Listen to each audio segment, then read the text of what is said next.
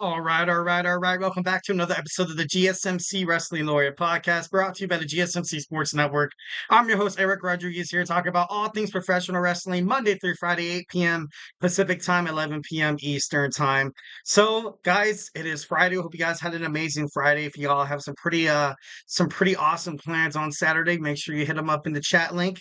Or, tell me about wrestling, whatever. It's anything to get the conversation started. Just love them, love the audience, having more of a relaxed, kind of calming feeling. Share what you guys are doing right now. Tell me what kind of beverage you're sipping on. Tell me what kind of snacks, health. Even tell me what you had for dinner. You know what I mean? Like, I'm a food enthusiast. Actually, I'm a chef as well as like a server at a senior living facility in Temecula, California. And to be honest, it's pretty lively. Always talking about food and stuff like that. But it's not a food podcast. This is a wrestling podcast. So thank you so much for tuning in to the GSMC Wrestling Laureate Podcast, brought to you by the GSMC Sports Network. We have a great show for you today on tap. Today we have our WWE Smackdown preview. We have my Thursday Night Wrestling review, TNA, Ring of Honor. And today we're going to talk a little bit about the National Wrestling Alliance as well. And then we're going to talk about AEW Collision, Rampage happening on during the weekend. Rampage, of course, is tonight, but we're going to, preview that as well. We're going to talk about AEW and Warner Brothers Discovery, seeming like they have come to a full agreement, seeming that HBO Max, well, now it's called Max, is fully all in on AEW, which is pretty cool, honestly, for the promotion in itself. And Tony Khan, I feel like it's really good. It's going to be amazing for the wrestling promotion. So we're going to dig into that. Lastly, every Friday, I want to leave you guys some wrestling headlines and breaking news that, all the action and behind the curtain, inside and outside of the ring, just so, we have something to think about, ponder over the weekend. So, yeah, but before we move on to any of that, I want to remind you guys that we get a number of questions from viewers like you that come in during the show to ensure that your question gets read on air in front of all the millions of viewers, the millions of Eric's fans out there. Uh, so make sure you hit up that the GSMC podcast.net link. Shoot me your tips and donations and your comments, questions, and concerns. Love the audience. Love the audience. 1,010% a lot better when you guys are engaging in the subject matter. Once again, the link is at the GSMCpodcast.net. Remember to subscribe to the show. Superman punch that like and follow to the GSMC Wrestling Laureate Podcast, as well as the network at the GSMCpodcast.net. So yeah, don't be afraid to just do it. Make it like Nike and just do it. All right, first we're going to start with WWE Smackdown. I heard it's going to be a double taping tonight. I was kind of doing a little bit of research on SmackDown, and it's going to be a double taping tonight. I don't even know what that means. Like, maybe that because on the East Coast they do tape 3 hours earlier, like around 5. Even when I'm when I go to a couple of SmackDown or Raw shows, or even like PLEs over here on the West Coast. Like I watch No Mercy, and I think it started like 5:30. I was like, man, I was like, dude, I thought it was gonna start like 8. Like it's crazy because it's like it's live. You know what I mean? But so now we have they're gonna have WWE SmackDown tonight. They're also gonna have an additional taping for the 7/26th episode. So yeah, should be pretty interesting. I got a little bit of a scoop towards some matches that are going to happen on there, but I'm going to save it until we talk about next week's WWE SmackDown. I a lot of stuff happening right now in the world. I know there's an IT scare, maybe a cyber security attack or something like that. So that maybe kind of for me to like the reason why they're doing double tapings for SmackDown is because, planes have been delayed. We're going to get into it in my wrestling news in my fifth segment, so make sure you stick around. But, traveling is going to be hard. It's going to be hard. Those who are traveling, those who are at the airport right now, good luck, stay patient. So make sure, you get your stuff done. Just kidding. So I'm pretty sure that's why they're doing double tapings because Triple H is like, you know what, all y'all are here, so we might as well just get this done, give the fans an additional 2 hours of entertainment, which is the right thing to do. I feel like that's the 1,010%. But anyway, so we are at the CHI Health Center in Omaha, Nebraska. And we have Andrade taking on Carmelo Hayes. Carmelo Hayes ultimately blames Andrade for his loss at Money in the Bank, but overall, we knew whose problem was. It was WWE creatives. You put the briefcase on Drew McIntyre. You had him wasted just to be beaten down by Sam. I'm just kidding. No. But no, I feel like I feel like the WWE ultimately wasted the Money in the Bank briefcase. You could have gave it to Andrade, could have gave it to Carmelo Hayes, could have gave it to Jey Uso, Chad Gable, put Finn Balor in there besides one of the other superstars, and it would have made it interesting. Would have made it interesting, you know what I mean? So Andrade takes on Carmelo Hayes tonight. Next, Logan Paul appears on live here on SmackDown. LA Knight has been wanting a shot at the United States Championship at SummerSlam in Cleveland, Ohio, Logan Paul's hometown. He has the signature from Nick Aldis. Obviously, he signed the contract himself.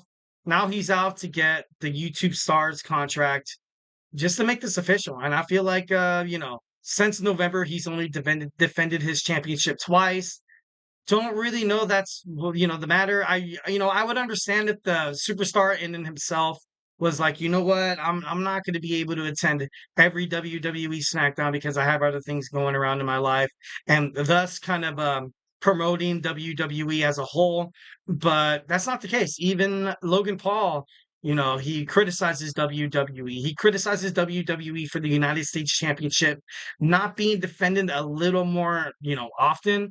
I know this was kind of the case to, during the every single time Brock Lesnar held the title, to be honest. Kind of creating like a prestigious feel to the title. I know it, from TKO and plus UFC, usually a title, doesn't get defended maybe like four times tops a year because obviously what the UFC, they go through and stuff like that is a little more staunchly than WWE. Although WWE physically, emotionally, through stamina, endurance, and stuff like that, I feel like they endure a hell of a lot more than UFC stars. But it's interesting. It's interesting. Definitely. I don't know why Logan Paul doesn't defend his championship more often. Hopefully, we get a match with him and LA Knight at SummerSlam. Next, we're gonna have Cody Rhodes. Cody Rhodes will speak about the aftermath of the beatdown of Randy Orton from the new Young Bloodline. It's God. It's who's gonna take these guys down? It comes. It gets to the point where, like, you think about it where you kind of think the only person that could bring this thing down is probably Roman Reigns. Jacob Fatu, such an amazing superstar. So, someone that probably should have been within the original bloodline. Probably should have replaced Solo Sikoa. I'm just kidding. No, no, no. I'm just being mean. I'm just being mean. But right now, Solo, I still feel like he has not established himself to be in Roman Reigns' kind of empire, kind of his state of awesomeness in terms of, being prestigious, being a credible champion, being a fighter. So Solo Sikoa, he's heading towards SummerSlam. He's going to take on Cody Rhodes for the WWE Undisputed Championship. And to be honest, at this point, if Solo Sikoa loses, I think that's the last nail in the coffin. I got to be honest. They try so hard to push Solo. I feel like they pushed it a little bit more sooner than I thought. I thought Solo was going to go on a giant freaking roll up until like maybe a Survivor Series or but it's or Bash at Berlin. But there's just a lot. There's just a lot to take in place. They're trying, because if Roman Reigns comes back and takes on Solo Sikoa, people are going to be like, okay, so it's Roman against the new young bloodline. Solo Sikoa really doesn't mean crap. Solo Sikoa, right now, I feel like he's still kind of weak, being outperformed by your enforcer, Jacob Fatu, taking out DIY, taking out Grayson Waller and Austin Theory, taking out Randy. Like, it's crazy. And that's the reason why WWE held off on Jacob Fatu debuting within SmackDown, mostly because they didn't want him to outshine Solo Sikoa. And after what I've seen on WWE SmackDown, that's a legitimate concern. 1,010%. The fans, they warm up to Jacob Fatu more than Solo Sikoa. Solo Sikoa, yes, he is that face. Maybe, so I could see more of Solo Sikoa kind of like in that wise man kind of thing, and we in that place more than the tribal chief. But WWE has stated their claim. Solo Sikoa called himself the tribal chief, called out Cody Rhodes and Roman Reigns for that matter 2 weeks ago on WWE Smackdown. So I don't know, it should be pretty interesting. Kevin Owens is also set to return tonight. We have the um, after what happened last week on Friday Night SmackDown, makes me think that Tama Tonga and Togaloa are on their way to challenge DIY for the WWE Tag Team Championships, which ultimately kind of makes me sad because this whole time, you've seen Johnny Gargano, Tommaso Ciampa kind of rise up through the ranks of NXT. I would say like a year ago, year and a half ago to 2 years. And, essentially it was to no avail. To no avail. They were like, they won here and there, went back to NXT. They were like, oh, like WWE creative was like, oh crap, what are we going to do with DIY now? Tommaso Ciampa, Johnny Gargano, heavily favorites from the crowd. Johnny Gargano is probably the ultimate underdog. Like, kind of gives me like a Shawn Michaels kind of feel with like a John Cena twist. But they ultimately turned them against each other. They turned them against each other, bringing them back together. I would say like 6 to 7 months after the whole aftermath between their unsanctioned match. So I feel like it'd be a huge mistake. It'd be a huge mistake for DIY to lose the championships just so soon. You had Theory and Grayson Waller lose their WWE Tag Team Championships 2 weeks ago. They had the rematch. You saw Johnny Gargano and Tommaso Ciampa DIY win them clearly back. Well, not clearly back, but from the rematch clause. So now Austin Theory and Grayson Waller just kind of left in the boondocks. So, should be interesting to find out what more happens between the bloodline and stuff like that. Next, we have Blair Davenport. I feel like Blair Davenport's going to give another promo.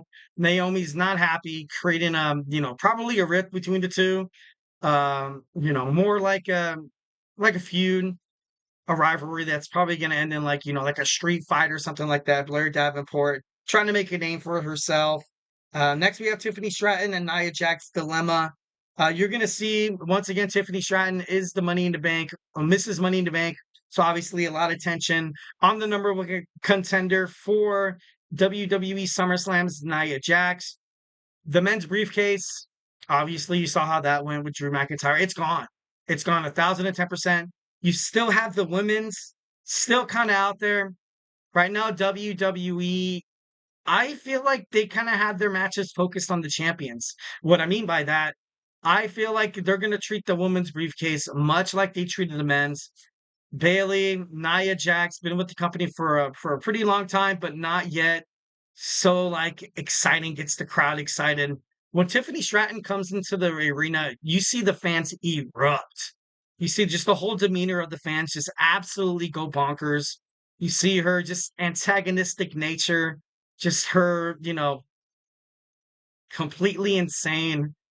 Reminds me of like she wanted to be compared.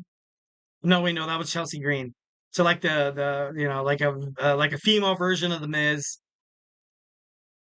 But Tiffany Stratton, I kind of see her kind of like a female version of Edge, Adam Copeland. I don't know if I lost you guys right there, but she just has that like in your face. Everything's done on Tiffy time.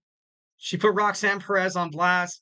Bailey, also Liv Morgan, but I feel like at WWE SummerSlam, I see Bailey retain a hellacious match against Nia Jax. Then it comes the briefcase. In comes Tiffany Stratton to win the WWE Women's Championship, putting the SmackDown brand on her back, and Nia Jax being like, oh crap, I went from the leader to now I'm like the follower. So, building up more momentum, be like, you know what? You watch my back for a little while here. Nia, you watch my back for a little while. I swear down the line, I will give you a shot at this WWE Women's Championship. I feel like that makes the most sense. I feel like, with the men's briefcase kind of out, the women's briefcase, could be a little more prestigious than it actually, it is. It is 1,010%. I'm not trying to be mean. I'm not trying to diminish like women's wrestling or anything like that.